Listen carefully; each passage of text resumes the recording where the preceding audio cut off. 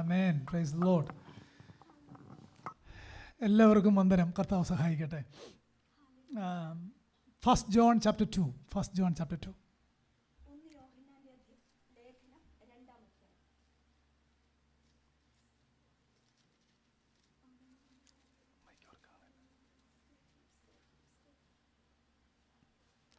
അതിൻ്റെ 1-ാമത്തെ വാക്യം, verse number 1. എൻ്റെ കുഞ്ഞുങ്ങളെ, നിങ്ങൾ പാപം ചെയ്യാതിരിക്കുവാൻ ഞാനിത് നിങ്ങൾക്ക് എഴുതുന്നു. ഒരുത്തൻ പാപം ചെയ്തു എങ്കിലോ നീതിമാനായ യേശു ക്രിസ്തു എന്ന കാര്യസ്ഥൻ നമുക്ക് പിതാവിൻ്റെ അടുക്കൽ ഉണ്ട്.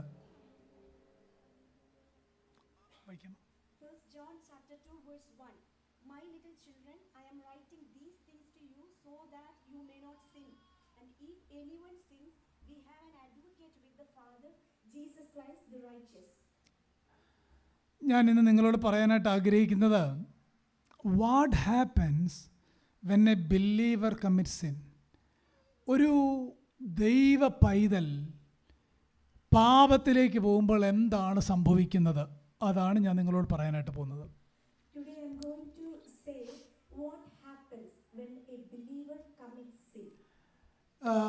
കേൾവിക്കൊട്ടും സുഖമുള്ള കാര്യമല്ല പറയാൻ പോകുന്നത്, വളരെ സീരിയസ് ആയിട്ടുള്ള കാര്യമാണ് പറയാൻ പോകുന്നത്. It is not at all soothing to our ears, but it is a very serious matter. ഒരു ഭക്തൻ പറഞ്ഞൊരു വാചകം വായിച്ച് ഞാനങ്ങ് തുടങ്ങുകയാണ്. We should not be entertained by the sins for which Christ died. കർത്താവ് മരിച്ച പാപത്തിൽ കർത്താവ് എന്തിനു വേണ്ടിയാണോ മരിച്ചത്, ആ മരിച്ച പാപത്തിൽ നമ്മൾ ഒരിക്കലും എൻ്റർടൈൻ ചെയ്യരുത് എന്നാണ് അദ്ദേഹം പറഞ്ഞത്. One man of God said like this: we should never entertain sin for which Christ died. John Bunyan പറഞ്ഞൊരു വാചകം കൂടെ വായിക്കുകയാണ്. You cannot walk with Christ and still love the path he died to save you from. കേട്ടോ എല്ലാവരും അതിൻ്റെ അർത്ഥം? Hallelujah. You cannot walk with Christ, കർത്താവിൻ്റെ കൂടെ നിങ്ങൾക്ക് നടക്കാൻ പറ്റില്ല. എങ്ങനെ? Still love the path he died to save you from. ഏത് വഴിയിൽ നിന്നാണോ നമ്മളെ രക്ഷിച്ചത്, അതായത് പാപ വഴികളിൽ നിന്ന് നമ്മളെ കർത്താവ് രക്ഷിച്ചു, ആ രക്ഷിച്ച നമുക്കൊരിക്കലും പിന്നീട് ആ വഴിയിലൂടെ നടക്കാനായിട്ട് കഴിയില്ല എന്നാണ് ആ ജോൺ ബെനിയൻ എന്ന് പറയുന്ന ഭക്തൻ തൻ്റെ ബുക്കിൽ എഴുതി വെച്ചേക്കുന്നത്. The man of God, John Bunyan, he wrote that we are unable to walk in the way of sin because for that path our Christ died. നമ്മൾ ഓർക്കുന്നത് വളരെ ശ്രദ്ധിക്കണം. എനിക്കറിയാം ഈ കുഞ്ഞുങ്ങൾ ഡിസ്റ്റർബൻസ് ആണ്, അവർക്കത് മനസ്സിലായില്ല. പക്ഷേ പേരൻസ് എങ്ങനെയെങ്കിലും അവരെ control ചെയ്തിരുത്തണം please.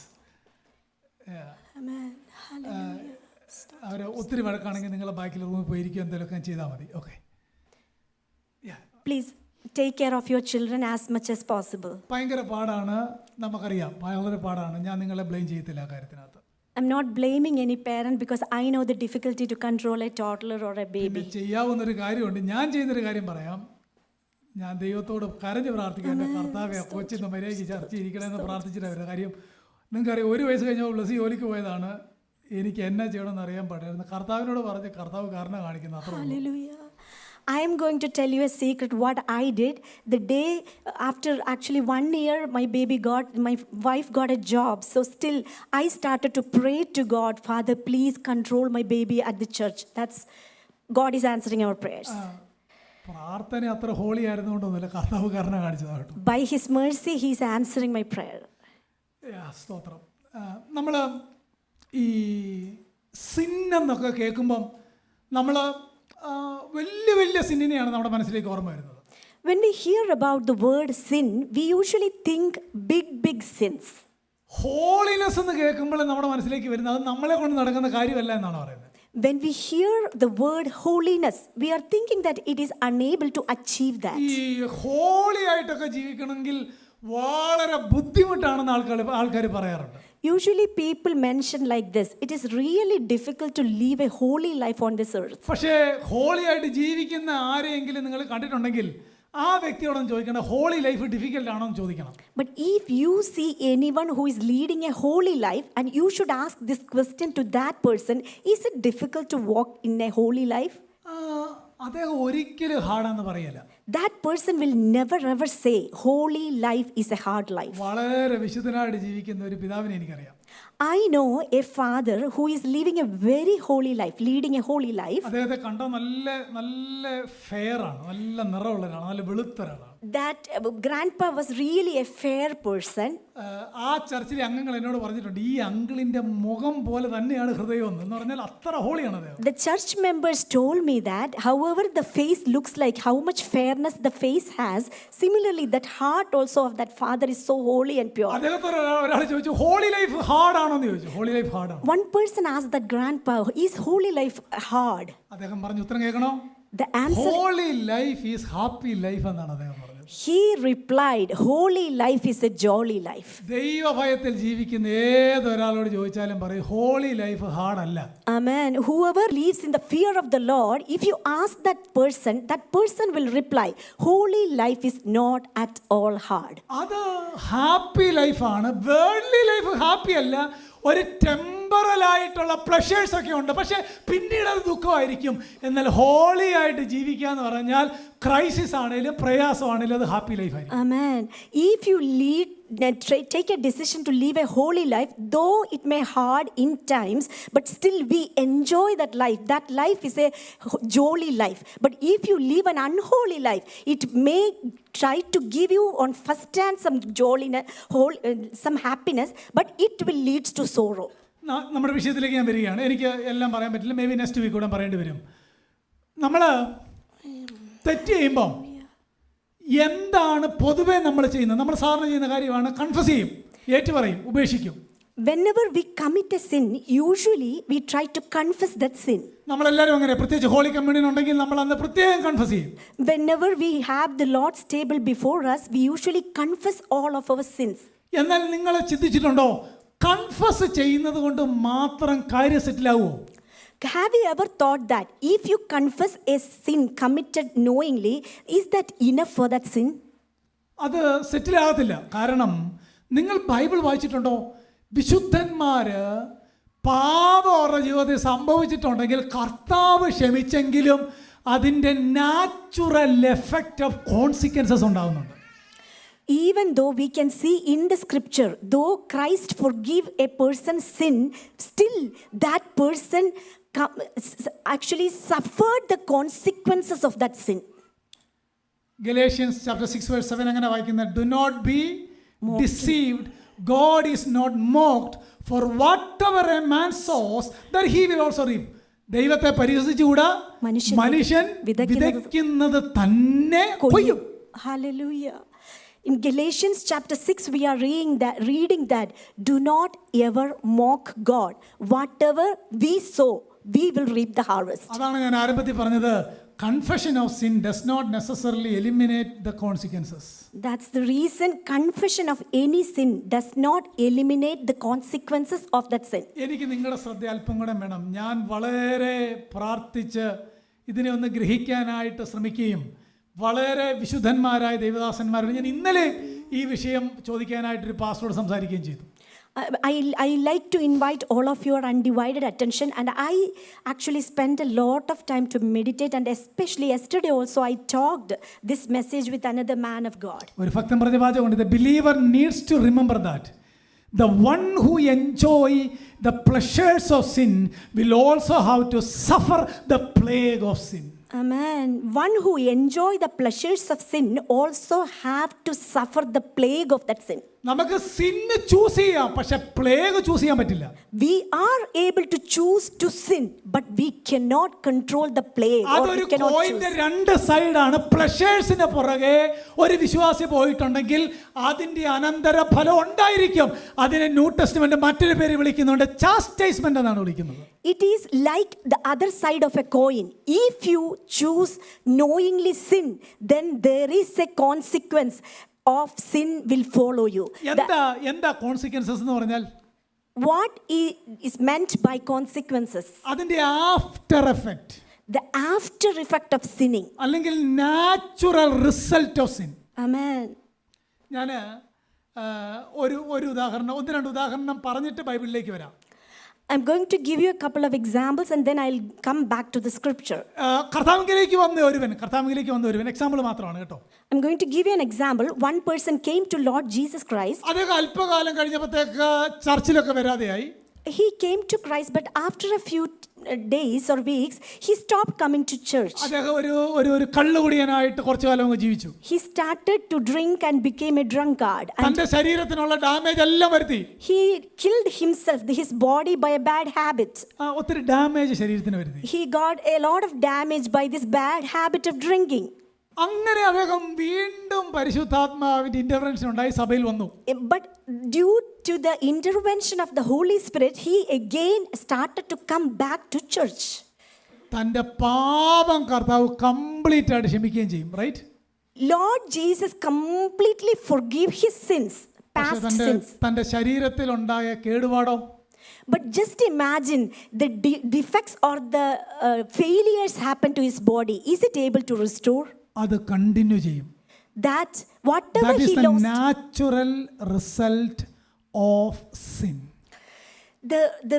Natural result of sin is the consequences of sin will follow you. എനിക്കറിയാവുന്ന മറ്റൊരു ഇൻസിഡന്റിലൂടെ പറയാം. I know one incident. I'm going to explain that too. ഒരു വിശ്വാസി, എനിക്കറിയാവുന്ന ഒരു സഹോദരൻ കല്യാണം കഴിച്ച അവിശ്വാസിയാണ്.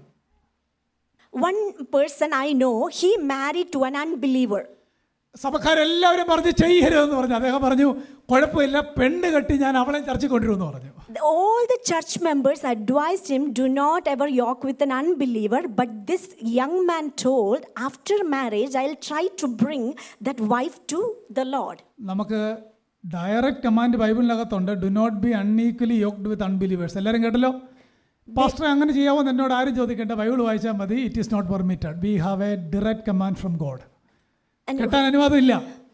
Whoever has a doubt in their mind, there is no law, especially in the book of Bible.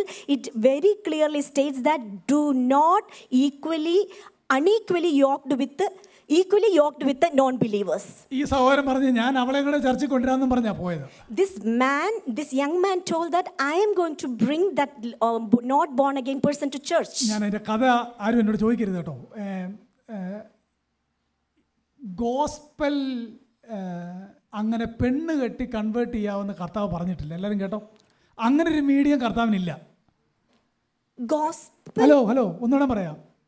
കല്യാണം കഴിച്ച് രക്ഷയിലേക്ക് കൊണ്ടുവരാമെന്നൊരു മീഡിയം ഗോസ്പലൈസേഷന് കർത്താവ് അനുവദിച്ചിട്ടില്ല. ഷെയർ ദ ഗോസ്പൽ, അത്രമാത്രമേ ഉള്ളൂ. എല്ലാവരും കേട്ടോണം. Lord Jesus never told in the gospel that after unequally yoked to a non-believer, then there is a gospel or a salvation will come, but only preach the gospel. ഈ സഹോദരൻ കർത്താവിനോട് കർത്താവ് ഇങ്ങനെ സംഭവിച്ചു ക്ഷമിക്കണമെന്ന് പറഞ്ഞാൽ കർത്താവ് ഉറപ്പായിട്ട് ക്ഷമിക്കും. If that person confesses his sin and asks for forgiveness of the committing of his sin, Lord Jesus will 100% forgives his sins. നിങ്ങൾ ആലോചിച്ച് നോക്കിയേ, രക്ഷിക്കപ്പെടാത്ത ഒരാളുടെ കൂടെ ഒരായുസ് മുഴുവൻ ജീവിക്കുക എന്ന് പറഞ്ഞാൽ, just imagine to live a life for the whole entire lifetime to live with a non-believer person. എന്തൊരു നാച്ചുറൽ എഫക്റ്റ് കണ്ടോ? The natural consequence or the effect of that action. അതുകൊണ്ട് കല്യാണം കഴിക്കാൻ പോകുന്ന ഞങ്ങളുടെ സഹോദരങ്ങളോട് ഞാനൊന്ന് പറയാം, ഒരു സെന്റൻസ് പറഞ്ഞിട്ട് പോവാം. So I would like to mention one sentence to those who are looking to get married. ഞാൻ ഈ ആഴ്ചയിൽ വായിച്ചൊരു പുസ്തകത്തിന്റെ എഫക്റ്റാണ്. ഷെപ്പേർഡിംഗ് ഫാമിലി എന്ന് പറഞ്ഞൊരു ബുക്ക് ഞാൻ വായിച്ചുകൊണ്ടിരിക്കുകയാണ്. I am reading a book called Shepherding Family. അതിനകത്ത് അദ്ദേഹം പറഞ്ഞ വാചകം ഇതാണ്: If you have not found a man whose godliness is something that you won't shepherd your children, don't marry him.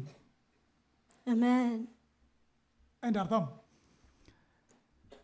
if you have not found a man whose godliness is something that you want shepherding your children, don't marry him. എന്ന് പറഞ്ഞാൽ, കല്യാണം കഴിക്കാൻ പോകുന്ന ആൾക്കാരുണ്ടല്ലോ, നമ്മളിങ്ങനെ ഡേറ്റൊക്കെ വെച്ച് കഴിയുമ്പം ചിന്തിക്കണം, ഞാൻ ഈ വ്യക്തിയെ കല്യാണം കഴിച്ചാൽ എനിക്ക് മക്കളുമൊക്കെ ആയി കഴിയുമ്പം എൻ്റെ മക്കളെ ഷെപ്പേർഡ് ചെയ്യാൻ ക്വാളിറ്റി ഉള്ള ആളെ ആണോ ഞാൻ ചൂസ് ചെയ്തിരിക്കുന്നത് എന്നാദ്യം ചിന്തിക്കണം. ഇല്ലെങ്കിൽ മിസറബിൾ ആയിരിക്കും. Before taking a partner or getting married, you always think and pray that is it possible this man or the partner is able to take care of my future generation in the fear of God. അല്ലെങ്കിൽ എൻ്റെ മക്കളെ കർത്താവിങ്കിലേക്ക് lead ചെയ്യാൻ പറ്റാത്തൊരു life partner എനിക്ക് വേണ്ട, അതാണ് എൻ്റെ അർത്ഥം. I do not want a partner who is unable to lead my next generation towards God. Such partner I do not want. എൻ്റെ കൂടെയുള്ള ആൾ പ്രാർത്ഥിക്കത്തുമില്ല, അവന് വർത്തമാനമൊക്കെ പറയാൻ കൊള്ളാം, പക്ഷേ എൻ്റെ പ്രിയപ്പെട്ടവരെ എൻ്റെ തലമുറയെ കർത്താവിൻ്റെ കാര്യം പറഞ്ഞു കൊടുക്കാൻ കൊള്ളില്ലെങ്കിൽ ആ വ്യക്തിയെ എൻ്റെ ലൈഫ് പാർട്ണറാക്കിയതുകൊണ്ട് എന്ത് പ്രയോജനമാണുള്ളത്? If that person is ready, or if that person is very pleasing to just having some conversation, but if that person is unable to lead in the good way, direct in the good way my family or my children, what is the benefit of marrying a person like that? അതുകൊണ്ട് തിരുവെഴുത്ത് പറയുന്നത് അതുപോലെ കേൾക്കണം എല്ലാവരും. So always follow and listen to the word of God. ഞാൻ ബൈബിളിൽ നിന്ന് ഈ കോൺസിക്വൻസസിന്റെ ഒരു 3 എക്സാമ്പിൾ പറയാൻ പോവാണ്. 3 example. I'm going to say the consequences of sin. I'm going to provide you 3 examples. അബ്രഹാമിന്റെ ലൈഫ് സിമ്പിൾ. 3-4 കാര്യം പെട്ടെന്ന് പറയാം. അബ്രഹാമിന്റെ ലൈഫ് നോക്കിയേ. First example, Abraham's life. Genesis 15 ഞാൻ പറയുന്ന കാര്യമുള്ളത്. This is happened or prescribed in Genesis chapter 15. ദൈവം അബ്രഹാമിനോട് പറഞ്ഞു, നിനക്കൊരു മകനെ ഞാൻ തരും. God promised Abraham that I'm going to give you a son. എന്നാൽ ചാപ്റ്റർ 16 വായിക്കുമ്പോൾ അവിടെ എഴുതി വെച്ചിട്ടുണ്ട്, സാറായുടെ വാക്ക് അബ്രഹാം കേട്ടു. But in chapter 16 we can see that Abraham is listening to the word of his wife Sarah. പ്രിയപ്പെട്ടവരെ, നിങ്ങൾക്കറിയണോ, ദൈവത്തിന്റെ പ്രോമിസിന് വേണ്ടി അബ്രഹാം വെയിറ്റ് ചെയ്തില്ല. Abraham didn't wait for the word of God but listened to the voice of Sarai. നമുക്കറിയാവുന്ന പോലെ ഹാഗറിനെ എടുക്കുന്നു, അവരിൽ ഒരു മകന് ജന്മം കൊടുക്കുന്നു. We all know that Abraham is selecting a maid, Hagar the Egyptian, and leading that life. നിങ്ങൾക്കറിയാമോ, കഴിഞ്ഞ എത്ര thousands of years ആയിട്ട് ആ തലമുറകൾ തമ്മിലുള്ള പ്രശ്നം നടന്നുകൊണ്ടിരിക്കുകയാണ്. We all are aware. നമ്മൾ ആരെങ്കിലും ഓർത്തോ ഇത്രയും വലിയ കോൺസിക്വൻസസ് ആകുന്നുള്ളത്? എന്ന് പറഞ്ഞാൽ the sons of Ishmael, the Arabs and the sons of Isaac, Israel are the constant conflict with one another. Amen. ആ കോൺസിക്വൻസസിന്റെ ഡെപ്ത് എത്ര നിങ്ങൾ കണ്ടോ? Hallelujah. We all are aware of the depth of the consequences that committed by Abraham the past time. Since that time, 2 nations, always the sons of Ishmael, Arabs, and sons of Isaac, Jews or Israelites, are always fighting until now. ഒരു ഫത്തം പറഞ്ഞ വാചകമുണ്ട്, you cannot sin successfully. A man of God said like this, you cannot sin successfully. വിജയകരമായി പാപം ചെയ്യാൻ വിശ്വാസിക്ക് പറ്റിയല്ല. അവിശ്വാസിയെ പിന്നെ നമുക്കറിയാമല്ലോ, central ജയിലിൽ കിടക്കുന്നതിന് എന്നും തല്ല് കിട്ടാറില്ല. ഉണ്ടോ? ഇല്ല, നമുക്കേ ഉള്ളൂ. You cannot sin successfully, I cannot sin successfully. If you make someone else cry, God will make you cry. Amen. We cannot sin successfully, and please be aware, if we make a person to cry, you will be cried by God. Yes. Hallelujah. സമയമുണ്ടെങ്കിൽ ഞാൻ അതിലേക്ക് വരാം. Hallelujah. രണ്ടാമത്തെ example very simple ആണ്. ജേക്കബിന്റെ കാര്യമാണ്. Jacob. The second example is very simple. The example of Jacob. Jacob എന്തെല്ലാം തെറ്റ് ചെയ്തോ അതെല്ലാം കർത്താവ് ക്ഷമിച്ചു, പക്ഷേ അടിക്ക് ഒരു കുറവുണ്ടായിരുന്നില്ല. Whatever sin Jacob committed, God forgave everything, but the punishment was not at all less. നമുക്കറിയാം, ജേക്കബ് ബ്രദറിനെ ചീറ്റ് ചെയ്തല്ലേ? Jacob cheated his brother Esau. നിങ്ങൾ നോക്കണേ, തൻ്റെ അങ്കിള് ജേക്കബിനെ എത്ര പ്രാവശ്യം ചീറ്റ് ചെയ്തു? 7. ഭാര്യ പോലും മാറ്റി കൊടുത്തു അല്ലേ? എന്ന് പറഞ്ഞാൽ ജീവിതം മുഴുവൻ അനുഭവിക്കുമായിരുന്നു. Jacob cheated his brother Esau, but Jacob was cheated by God several times. Even he was cheated for his own wife. Jacob തൻ്റെ അപ്പന് കണ്ണ് കാണത്തില്ലെന്ന് പറഞ്ഞ് അപ്പനെ കളിപ്പിച്ചു. ശരിയാണോ? Jacob cheated his father. Deceived his father Isaac when he was old. Amen. When Isaac was old and blind, Jacob cheated his father Isaac. ജേക്കബിന്റെ മക്കള് ജേക്കബിനെയും പറ്റിച്ച് Joseph ചത്തുപോയെന്നും പറഞ്ഞ്. Amen. Jacob was cheated by his own children by stating that your dear son Joseph was dead. Jacob reaped what he sowed. Amen. Jacob reaped whatever he sowed. ഞാനിത് പറയുന്നതിന്റെ കാര്യം എന്നാണെന്നറിയാമോ? Hallelujah. പാപം വരാം, പക്ഷെ എന്നാലും വരാതിരിക്കാനായിട്ട് നോക്കണം. Sin may come, but please try to maximum control yourself not to sin. ഞാൻ ആരംഭത്തിൽ പറഞ്ഞ പോലെ you can choose your sin, but you can choose the consequences. As I mentioned before, you can choose sin, whether to do or not, but you cannot choose the consequences of that sin. Final example, The final example. ദാവീദിന്റെ കാര്യമാണ്. ദാവീദ്, ഞാൻ അടുത്ത ആഴ്ചയിൽ may be അത് തന്നെ ആ ഒരു ടോപ്പിക്ക് തന്നെ ആയിരിക്കും പറയാനായിട്ട് പോകും ദൈവം അനുവദിച്ചാൽ. The example is of David. നമുക്കെല്ലാവർക്കും അറിയാം, ഊരിയാവിനെ കൊന്ന് തൻ്റെ ഭാര്യ എടുക്കുന്ന സംഭവം 2 Samuel chapter 12 We are all aware of 2 Samuel chapter 12. He cheated Uriah and taking Abigail. No, not Abigail. Bathsheba. She chose Bathsheba. കാര്യം എല്ലാവർക്കും അറിയാമല്ലോ. We are all aware of that incident. Nathan വന്ന് ദൂത് പറയുന്നു. Nathan the prophet came and directly told David a prophecy. നീ മരിച്ചു പോകുമെന്നാണ് ആദ്യം പറയുന്നത്. നീ മരിച്ചു പോകും. Nathan first told David that you are going to die. പക്ഷേ കരഞ്ഞ് നിലവിളിച്ച് പ്രാർത്ഥിച്ചു തൻ്റെ മരണം മാറി. He actually repented, lamented over that sin and asked God for forgiveness, and the death punishment was taken away. പക്ഷെ അവിടെ ഒരു ദൂത് നേതം പറയുന്നുണ്ട്, വാള് നിന്റെ വീട്ടിൽ നിന്ന് ഒരിക്കലും മാറുകയില്ല. Hallelujah. But Nathan the prophet reminding David that sword will never depart from your family. ദൈവത്തിന് എത്ര ട്രൂ ആണെന്ന് നിങ്ങളൊന്ന് വായിച്ചു നോക്കണം.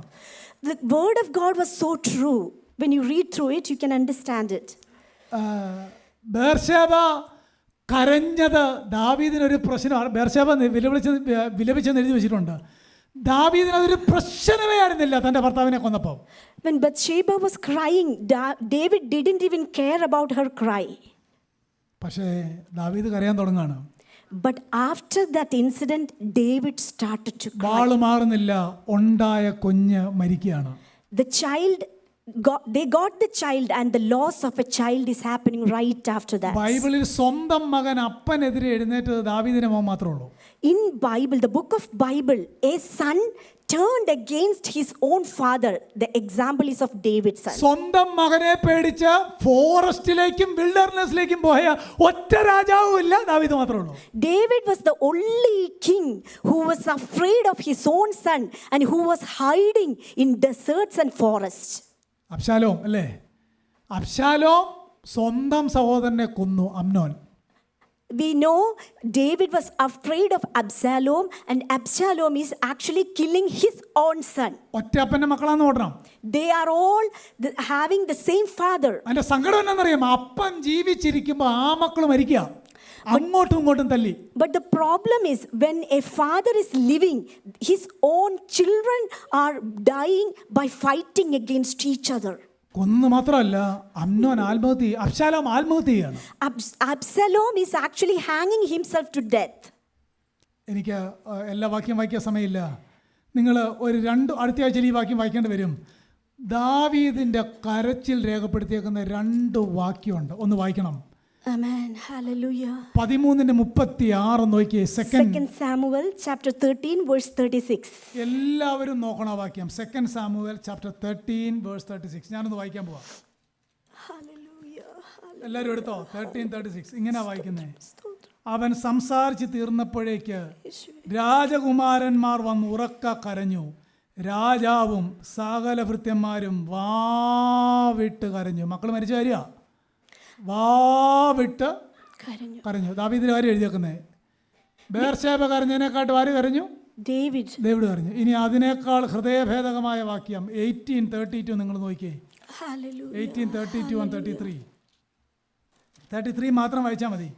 ഉടനെ രാജാവ് നടുങ്ങി പടിപ്പുര മാളികയിൽ കയറി, എൻ്റെ മകനെ അബ്ശാലോമേ, എൻ്റെ മകനെ, എൻ്റെ മകനെ അബ്ശാലോമേ, ഞാൻ നിനക്ക് പകരം മരിച്ചെങ്കിൽ കൊള്ളായിരുന്നു. അബ്ശാലോമേ, എൻ്റെ മകനെ, എൻ്റെ മകനെ എന്നിങ്ങനെ പറഞ്ഞ് കരഞ്ഞും കൊണ്ട് നടന്നു. Amen. ഇങ്ങനൊരു വാക്യം വേദപുസ്തകത്തിൽ ആരെങ്കിലും ചെയ്തതായിട്ടുണ്ടോ? We can see here the king was deeply moved and wept bitterly. Have we ever seen any other verses of a king who has been crying so bitterly for his own children's death? എന്തൊരു വാക്യമാണതല്ലേ, എൻ്റെ മകനെ. Such പ്രായമുള്ള അപ്പന്മാരെന്ന് ആലോചിച്ച് നോക്കിയേ, അതെപ്പോഴാണ് നമ്മൾ പറയുന്നേ? ഹൃദയം തകർന്ന് എല്ലാ പ്രതീക്ഷ ഇല്ലാതായപ്പോൾ ഒരു വാർദ്ധക്യത്തിലിരുന്ന ഒരപ്പൻ്റെ കരച്ചിലാണ്, എൻ്റെ മകനെ, Hallelujah. എൻ്റെ മകനെ. Hallelujah. വാള് നിന്റെ കുടുംബത്തിൽ നിന്ന് എന്ത് ചെയ്യല? Hallelujah. മനുഷ്യൻ വിതയ്ക്കുന്നത് തന്നെ. So do not sin. Amen. So whatever we sow, we are going to reap the harvest. So be aware not to sow sin or sinful actions. Hallelujah. Hallelujah. Very serious ആയിട്ടുള്ള കാര്യമാണ് ഞാൻ പറഞ്ഞത്. I'm ഞാൻ അടുത്ത sure ആഴ്ചയിൽ ദാവീദിന്റെ കാര്യങ്ങൾ എടുത്ത് അതിന്റെ വാക്യങ്ങളെല്ലാം കൊണ്ടുവരാം, ദൈവം അനുവദിച്ചാൽ. if God willing, I will bring more examples of verses next week. ഇതിന്റെ നമുക്ക് എന്നെ ചെയ്യാനായിട്ട് പറ്റും? ഇതിന്റെ റെസ്പോൺസ് തന്നെ ഇതിനോടുള്ളേ. What can we do? When we hear this message, what should be the responses of each one of us?